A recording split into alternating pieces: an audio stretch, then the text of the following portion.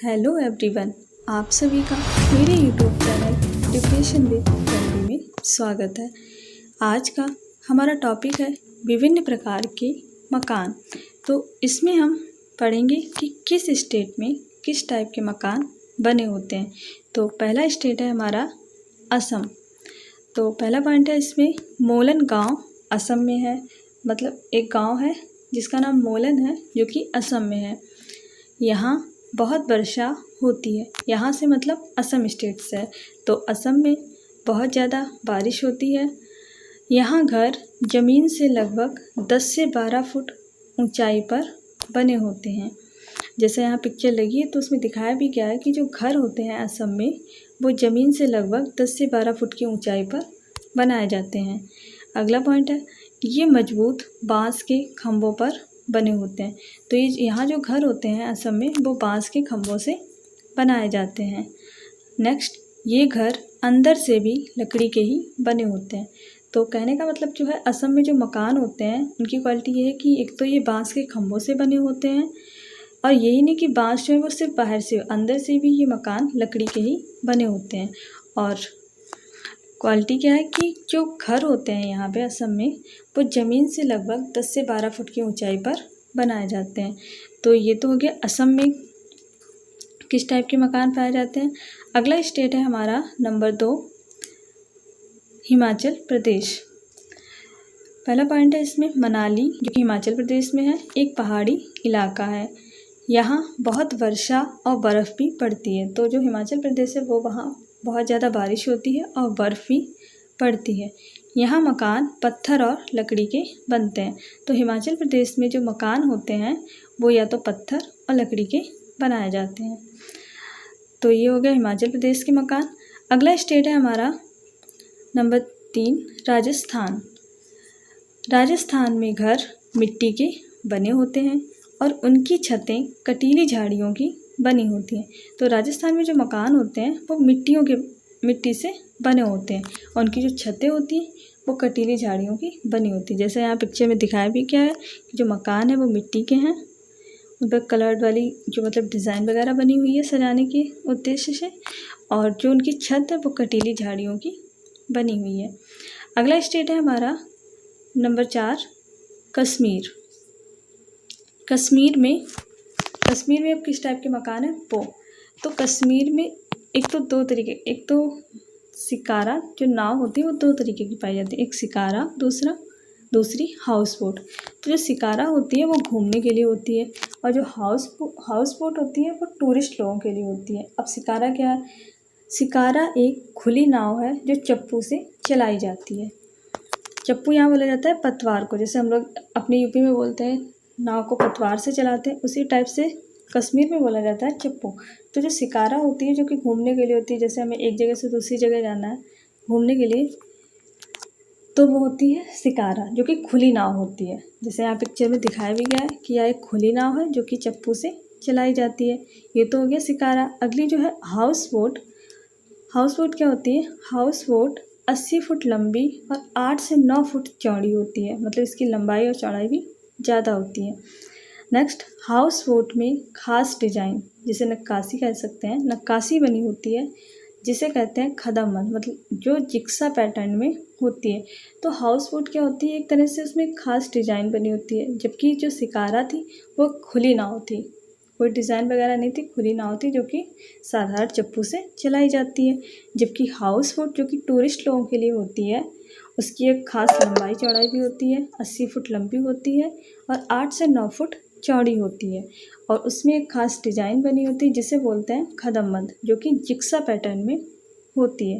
यहाँ पे पिक्चर लगी हुई है कि किस टाइप की इसमें हाउस बोट में डिज़ाइन होती है और ये होती है टूरिस्ट लोगों के लिए। अगला पॉइंट है बिना नक्काशी वाले हाउस बोट जो कि कश्मीर में पाए जाते हैं डोंगे कहलाते हैं। तो एक तो हो गया हाउस बोट में नक्काशी होती है जिस नक्काशी को बोलते हैं खदमबंद, लेकिन बिना नक्काशी वाले हाउस बोट में पाए जाते हैं वो कहलाते हैं डोंगे। तो बिना नक्काशी वाले हाउस बोट जो कि कश्मीर में पाए जाते हैं डोंगे कहलाते हैं। यह झेलम नदी और डल झील में देखे जाते हैं। तो जो डोंगे हैं वो झेलम नदी और डल झील में देखे जाते हैं। इसमें वहाँ के स्थानीय लोग रहते हैं। तो जो डोंगे होते हैं वहाँ, उसमें वहाँ के जो लोकल के जो लोग होते हैं वो लोग रहते हैं, जबकि जो डिज़ाइन वाली हाउस बोट होती है उसमें वो होती है टूरिस्ट लोगों के लिए। तो अगला पॉइंट है,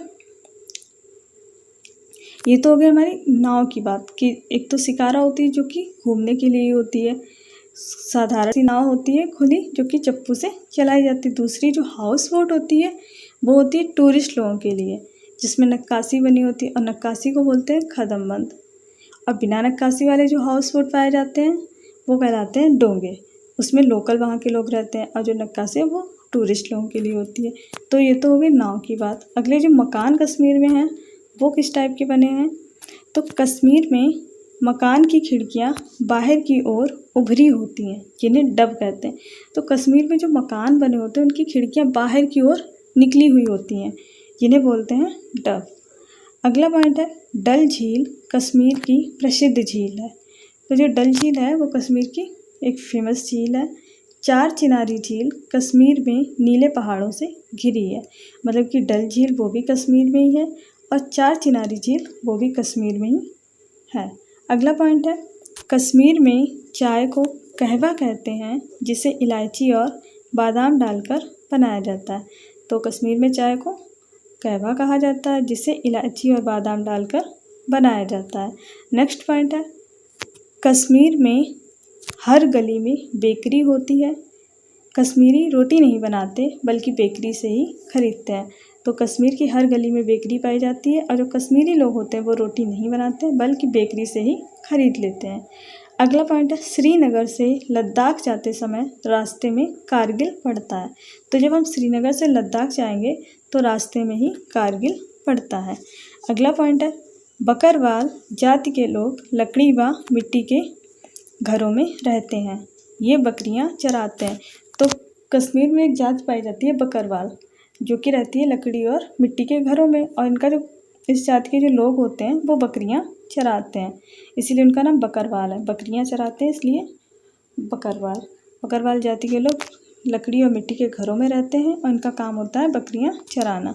नेक्स्ट पॉइंट है, बर्फ़ में इग्लू मकान होते हैं। तो बर्फ़ में जो मकान पाए जाते हैं उन्हें इग्लू बोलते हैं। इग्लू की क्वालिटी क्या होती है, इग्लू अंदर की गर्मी को बाहर आने से रोकते हैं। तो बर्फ़ में जो घर बने होते हैं, जैसे यहाँ पिक्चर लगी है उसमें दिखाया गया है इग्लू किस टाइप का होता है। तो बर्फ़ में जो मकान होते हैं उन्हें इग्लू बोलते हैं, और इग्लू क्या करते हैं, अंदर की जो गर्मी है उसे बाहर आने से रोकते हैं, मतलब कि अंदर से ही गर्म होते हैं। तो ये तो हो गया हमारे कश्मीर के मकान। अगला जो स्टेट है हमारा नंबर 5, लद्दाख। पहला पॉइंट है इसमें, लेह लद्दाख में मकान के नीचे की मंजिल में खिड़की नहीं होती है। मतलब लद्दाख में जो मकान पाए जाते हैं उसमें जो नीचे की मंजिल होती है उसमें खिड़कियां नहीं होती हैं। नेक्स्ट, छत को मजबूत करने के लिए पेड़ के तनों का प्रयोग होता है, छतें समतल होती हैं। तो जो लद्दाख में जो छत है उन्हें मजबूत करने के लिए पेड़ के तनों का प्रयोग किया जाता है, और जो यहाँ की छतें होती हैं वो समतल होती हैं। नेक्स्ट पॉइंट है, लद्दाख में छत मकान का महत्वपूर्ण हिस्सा होती हैं। यहाँ गर्मियों में फल सब्जी सुखा ली जाती है क्योंकि ठंडक में ये नहीं मिलते हैं। तो ये लद्दाख छतें एक तो समतल होती है, और छत जो नीचे वाली मंजिल में कोई खिड़की नहीं होती है, और छत सबसे इम्पॉर्टेंट रोल अदा करती है मकान में। क्यों, अब छत पे क्या होता है, मतलब गर्मियों में फल और सब्जी वगैरह सुखा ली जाती हैं क्योंकि लद्दाख में ठंड में ये चीज़ें नहीं मिलती हैं। अगला पॉइंट है, लद्दाख में लोग अपने घरों की छतों का प्रयोग सब्जी व फसल उगाने में भी करते हैं। तो एक तो सब्जी वगैरह सुखाने में तो छत का यूज़ करते ही हैं, इसके अलावा सब्जी और फसल को उगाने में भी छत का प्रयोग करते हैं। नेक्स्ट पॉइंट है, घर की निचली मंजिल का प्रयोग सामान को रखने व जानवरों को पालने में किया जाता है। तो छत का प्रयोग तो सब्जी वगैरह सुखाने और उगाने में किया जाता है, जबकि जो निचली मंजिल होती है घर की उसका प्रयोग किया जाता है सामान को रखने में और जानवरों को पालने में। नेक्स्ट पॉइंट है, यहाँ लोग सर्दियों में नीचे की मंजिल पर रहते हैं क्योंकि मोटी मोटी दीवारें, लकड़ी की फर्श और लकड़ी की छत उन्हें ठंड से बचाती है। क्या होता है, लद्दाख में जब सर्दियाँ पड़ती हैं तो लोग जो है वो नीचे की मंजिल पर रहते हैं, क्योंकि मोटी मोटी दीवारें होती हैं, लकड़ी की फर्श होती है, लकड़ी की छत भी होती है, तो इससे उन्हें ठंड नहीं लगती है। तो इसलिए सर्दियों में वो लोग नीचे की मंजिल पर रहते हैं। सर्दियों में लद्दाख का तापमान 0 से -40 डिग्री सेंटीग्रेड तक चला जाता है। तो सर्दियों में क्या होता है, लद्दाख का तापमान 0 से -40 डिग्री सेंटीग्रेड तक चला जाता है, मतलब कि बहुत ज़्यादा सर्दी पड़ती है। हाँ, और यहीं पे एक पॉइंट याद रखेंगे, लद्दाख को ठंडा रेगिस्तान भी कहा जाता है और यहाँ बारिश बहुत कम होती है। अगला पॉइंट है, लद्दाख पहुँचने के लिए जम्मू कश्मीर पार करना पड़ता है। तो अभी क्या कि अगर हमें लद्दाख से आना है तो हमें कश्मीर को पार करना पड़ता है। और अभी कश्मीर में हमने एक पॉइंट पढ़ा था कि कश्मीर से लद्दाख जाते समय रास्ते में कारगिल पड़ता है। अगला पॉइंट है, पहाड़ी इलाकों में सर्द हवाओं से बचने के लिए नायलॉन के टेंट का प्रयोग किया जाता है। तो जो पहाड़ी इलाके होते हैं, अगर वहाँ में सर्द हवाओं से बचना है तो नायलॉन के टेंट का प्रयोग किया जाता है। अगली जो हमारी इसमें एक हेडिंग है, चांगपा जनजाति, जो कि लद्दाख में पाई जाती है, तो इसके बारे में हम पढ़ेंगे यहीं पे। चांगपा जनजाति, चांगपा जनजाति जो कि लद्दाख में पाई जाती है, एक अनुसूचित जनजाति है। ये घुमंतु होते हैं। तो लद्दाख में एक जनजाति पाई जाती है जिसे कहते हैं चांगपा जनजाति, जो कि एक अनुसूचित जनजाति है और इस जनजाति के जो लोग होते हैं ये घुमंतु टाइप के होते हैं। अगला पॉइंट है, चांगपा जनजाति में लगभग 5000 लोग हैं। तो चांगपा जनजाति जो है उसमें लगभग 5000 लोग हैं। चांगपा जनजाति जो कि समुद्र तल से 5000 मीटर की ऊंचाई पर एक मैदानी इलाका है चांगथांग, वहाँ रहते हैं। तो क्या है कि जो चांगपा जनजाति एक तो वो कहाँ पाई जाती है, लद्दाख में, और अनुसूचित जनजाति है, ये लोग घुमंतु होते हैं। अगला पॉइंट कह रहा है कि चांगपा जनजाति में जो लोग हैं वो लगभग 5000 के हैं, 5000 लगभग लोग हैं इसमें, और ये लोग रहते कहाँ हैं, चांगथांग में। चांगथांग क्या है, एक मैदानी इलाका है जो कि समुद्र तल से 5000 मीटर की ऊंचाई पर है। तो कंफ्यूज नहीं होना है, दोनों डेटा अगर अलग अलग होते तो हम कंफ्यूज भी हो जाते हैं, लेकिन सेम डेटा है कि 5000 ही लोग हैं इसमें, और ये समुद्र तल से 5000 मीटर की ऊंचाई पर मैदानी इलाका है जिसे बोलते हैं चांगथांग, वहाँ ये जनजाति निवास करती है। अगला पॉइंट है, चांगपा की भाषा में चांगथांग का मतलब होता है ऐसी जगह जहाँ कम लोग रहते हों। मतलब चांगपा जनजाति जो कि चांगथांग में रहती है, और चांगथांग का मतलब होता है ऐसी जगह जहाँ कम लोग रहते हैं, और बाकी में चांगपा जनजाति में कम लोग हैं, लगभग 5000 के लगभग। अगला पॉइंट है, चांगपा जनजाति के लोग याक के बालों से बने टेंट में रहते हैं जिसे रेबो कहते हैं। तो जो चांगपा जनजाति के लोग हैं रहते कहाँ हैं, तो वो है चांगथांग, लेकिन अब उनका जो मकान है वो मतलब क्या है, तो वो याक होते हैं, उनके बालों से टेंट बनाकर रहते हैं और उस टेंट को बोलते हैं रेबो। तो चांगपा जनजाति के लोग याक के बालों से बने टेंट में रहते हैं जिसे रेबो कहते हैं। नेक्स्ट पॉइंट, रेबो के पास ही भेड़ बकरियों को रखने के लिए जगह बनी होती है जिसे चांगपा लेखा कहते हैं। तो जहाँ वो रह रहे हैं टेंट जो होता है उसे रेबो बोलते हैं, और रेबो के पास में ही एक जगह बनी होती है जो कि भेड़ और बकरियों को रखने के लिए होती है, उसे कहा जाता है चांगपा लेखा। नेक्स्ट पॉइंट है, चांगपा जनजाति के लोग बकरियां पालते हैं जिनके बालों से पश्मीना शॉल बनाई जाती है। तो चांगपा जनजाति के जो लोग होते हैं उनका काम होता है बकरियां पालने का, और जो बकरियां वो लोग पालते हैं उन्हीं के बालों से पश्मीना शॉल बनाई जाती है। जबकि अभी हम जब कश्मीर पढ़ रहे थे तो वहाँ पे हमने जाति पढ़ी थी बकरवाल, वो लोग बकरियां पालते हैं। और ये जो जाति है चांगपा जनजाति, ये लद्दाख में पाई जाती है। ये लोग जो बकरियां पालते हैं उनके बालों से पश्मीना शॉल बनाई जाती है। तो चांगपा जनजाति के बारे में पढ़ रहे थे, तो पश्मीना शॉल बनाई जाती है, तो यहीं पे हम पश्मीना शॉल के बारे में पढ़ लेते हैं। तो पश्मीना शॉल में पहला जो हमारा पॉइंट है वो है, पश्मीना शॉल चांगपा लोगों द्वारा पाली गई बकरियों के बालों से बनती है। तो जो बकरियां चांगपा जनजाति के लोग पालते हैं उन्हीं के बालों से पश्मीना शॉल बनाई जाती है। नेक्स्ट, इन बकरियों का एक बाल इतना पतला होता है कि इनके 6 बाल हमारे एक बाल के बराबर होता है। तो ये जो बकरियां हैं इनका एक बाल इतना पतला होता है कि इनके 6 बाल और हम लोगों के 1 बाल हम लोगों के एक बाल के बराबर इनके 6 बाल होते हैं। अगला पॉइंट है, एक पश्मीना शॉल 6 स्वेटर जितनी गर्म होती है।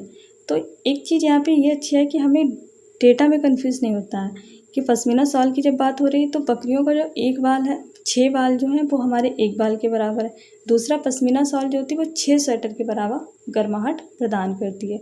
तो दोनों ही में 6-6 है कि उनके जो बाल हैं, 6 बाल हमारे एक बाल के बराबर है और जो पश्मीना शॉल है वो 6 स्वेटर के बराबर गर्माहट प्रदान करती है। और यही सेम था अभी जब हम चांगपा जनजाति पढ़ रहे थे कि चांगपा जनजाति में 5000 लोग हैं और वो रहते कहाँ, समुद्र तल से 5000 मीटर ऊंचाई पर मैदानी इलाका चांगथांग में।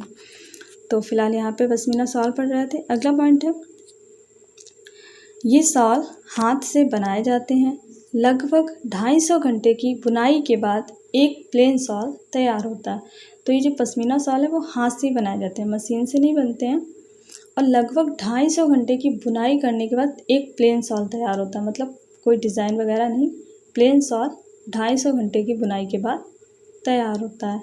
नेक्स्ट, इन बालों को बकरियां गर्मियों में गिरा देती हैं। मतलब पश्मीना शॉल जिन बकरियों से बनती है वो बकरियां अपने बालों को गर्मियों में गिरा देती हैं। तो ये तो हो गई पश्मीना शॉल की बात, जो कि हमने इस टॉपिक में कवर कर ली है। तो ये हो गया हमारे कि किस स्टेट में किस टाइप के मकान पाए जाते हैं। नेक्स्ट वीडियो के पार्ट 2 में हम इस टॉपिक से रिलेटेड मल्टीपल चॉइस क्वेश्चंस को पढ़ेंगे। तो मिलते हैं नेक्स्ट वीडियो में, तब तक के लिए पढ़ते रहिए, स्वस्थ रहिए।